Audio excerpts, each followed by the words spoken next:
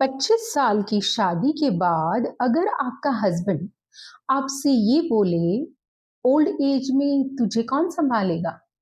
और जब आप वही सवाल उनसे पूछो तो वो बोलते हैं, मैं 9-10 नौकर रख लूंगा।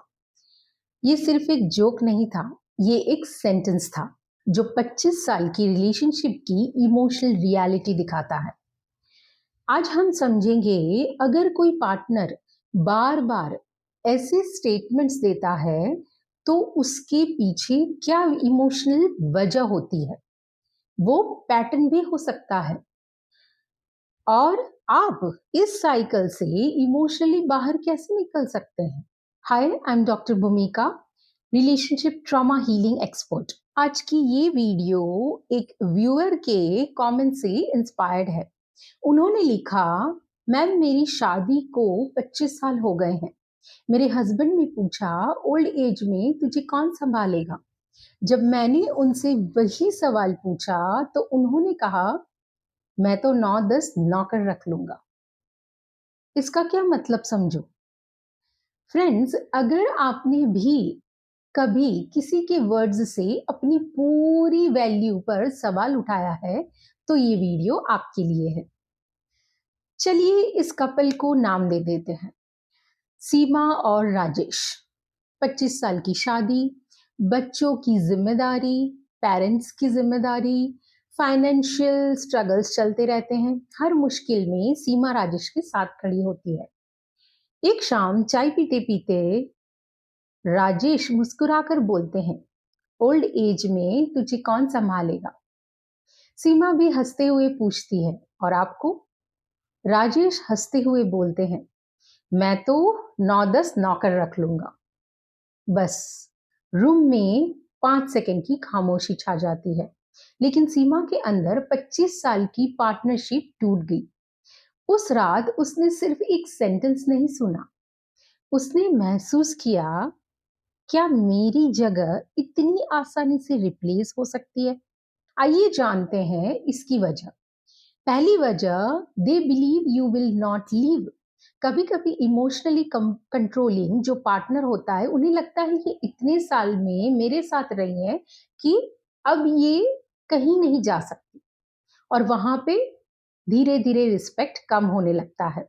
जो चीज 24/7 अवेलेबल होती है उसको हम रिस्पेक्ट नहीं देते। फॉर एग्जाम्पल, अगर आपको ये बोला जाए कि पानी 24 घंटे अवेलेबल है नॉन स्टॉप और जितना चाहिए, तो you are okay with it. लेकिन अगर आपको ये बोला जाए कि पानी सिर्फ सुबह 4 से 5 आएगा, अब आप क्या करोगे? वही चीज आपके साथ होती है। जो चीज मुफ्त में अच्छे से दे दी जाती है उसकी कोई वैल्यू नहीं रहती है। अभी आप क्या कर सकते हो, यहाँ पे हेल्दी बाउंड्रीज क्रिएट कर सकते हो। रिस्पेक्ट तब बढ़ता है जब सामने वाले को पता होता है कि आपकी लिमिट्स है कुछ, इसीलिए हेल्दी बाउंड्रीज सेट कीजिए। हर बार आपको एडजस्ट करने की जरूरत नहीं है, ना बोलना सीखिए। दूसरी वजह ये होती है कि they use your pain to stay in control. कुछ इमोशनली मैनिपुलेटिव लोग देखते हैं कि किस बात से आप डिस्टर्ब हो जाते हो, फिर वही बात बार बार यूज करते हैं ताकि आप इमोशनली उसके अराउंड घूमते रहो। अब आप यहाँ पे क्या कर सकते हैं, यहाँ पे रिएक्शन देना बंद कीजिए उस चीज के ऊपर, क्योंकि आपकी एनर्जी ही उनको ज्यादा मोटिवेट करती है। आप जितना रिएक्ट करते हो वो उतना ही खुश होते हैं कि आपने गेम उन्होंने चालू किया और आप उसमें पार्टिसिपेट कर रहे हो। तो ये करना बंद कीजिए।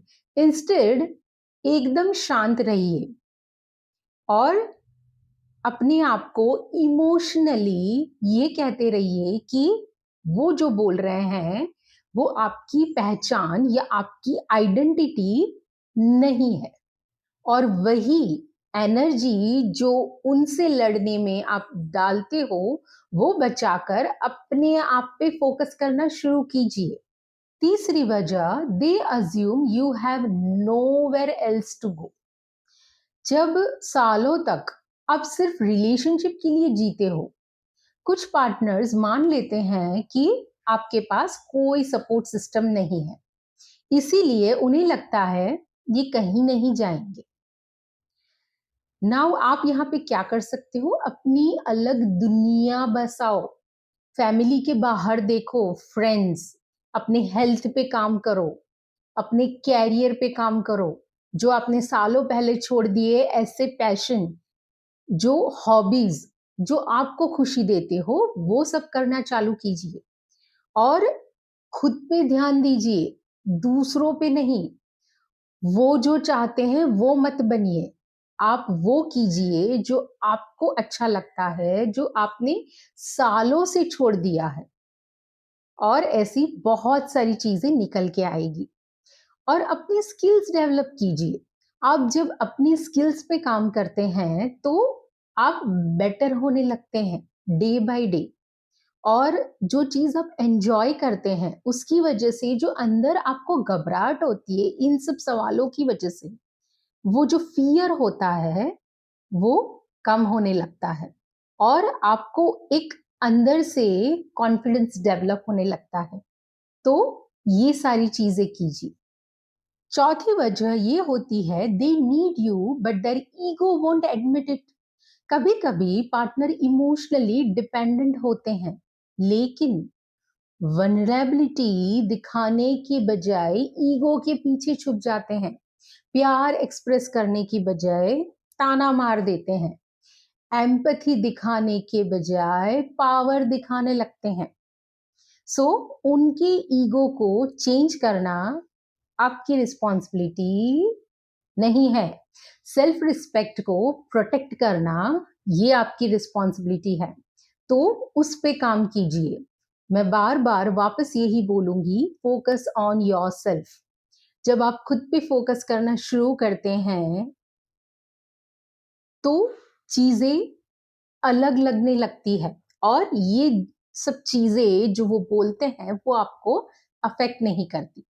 इसीलिए आपको खुद पे ध्यान देना होगा। और कुछ चीजें ऐसी इंक्लूड कीजिए अपनी डेली रूटीन में जो जिससे आपको फुलफिलमेंट मिले। मेडिटेशन करिए, चाहे 1 मिनट के लिए हो या 5 मिनट के लिए हो। आप बैठिए, खुद के साथ बैठिए, लिखना शुरू कीजिए। जो आपको फील होता है वो लिखिए। थोड़ी देर के लिए बाहर वॉक पे जाइए, अलग अलग लोगों को ऑब्जर्व कीजिए और ग्रेटफुल महसूस कीजिए कि आप इतने काबिल हैं कि ये सारी चीजें आप कर पा रहे हैं। तो ये सारी चीजों की वजह से आपका जो माइंड है वो उस लूप में नहीं जाएगा बार बार जो वो आपको बोलते हैं, और आप वो आइडेंटिटी लेके नहीं घूमेंगे। रेगुलर ये सब चीजें करने से ज्यादा पॉजिटिविटी आती है, और यही चीजें आपको धीरे धीरे बदलती है। पांचवी वजह, they condition you to expect less. सबसे डेंजरस पैटर्न है। जब सालों तक आपको इतना कम इमोशनल सपोर्ट मिलता है तो आप एक्सपेक्टेशंस रखना ही छोड़ देते हो। आप हर्ट होते हो पर बोलते नहीं हो। आप रोते रहते हो पर चुप रहते हो। आप सिर्फ इतना सोचते हो, शायद मेरी ही एक्सपेक्टेशन ज्यादा थी। धीरे धीरे बेगिंग फॉर अफेक्शन नॉर्मल लगने लगता है आपको।